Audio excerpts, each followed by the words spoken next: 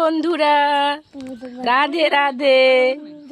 আর এই দেখো আমাদের গোলু সকাল সকাল চা নিয়ে ব্যস্ত আছে, চা খাবে। আর আমিও চা নিয়ে নিয়েছি গোলুর সাথে খাবো বলে।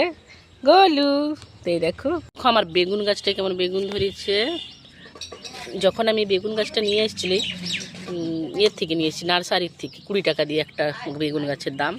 তখন ও আমাকে বলেই ছিল যে অনেক বেগুন ফুলবে, কিন্তু সেই সময় যে সময় লাগাই সেই সময় গাছটা ভালো গ্রোথ হয় না, ওই জন্য অতটা ভালো ফুলই ছিল না।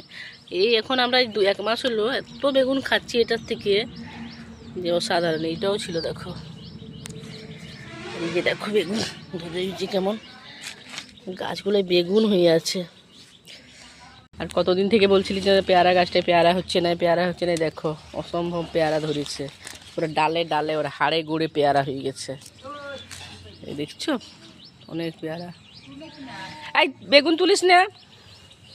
দেখো সজনা ডাঁটা হয়েছে সজনা গাছে, ওই জন্য পারবো 2-1টা। এই দেখো ডাল ভাঙিয়ে গেছে আমাদের। বন্ধুরা আজকে একটু বাজার যাব, ওই জন্য জলদি ভাত চাপাইছি কাপড় ছাড়ি করে। আমরা তো বেশি কাঠেই ভাতটা রান্না করি, আর যে এখন গ্যাসের সমস্যা চলছে তার থেকে কাঠে রান্নাটাই ভালো। আমার পূজা দেওয়া হয়ে গেছে, আজকে বৃহস্পতিবার, তো চান করে নিয়েছি, চান করে পুজো দিয়ে দিয়েছি ঠাকুরকে সবকে।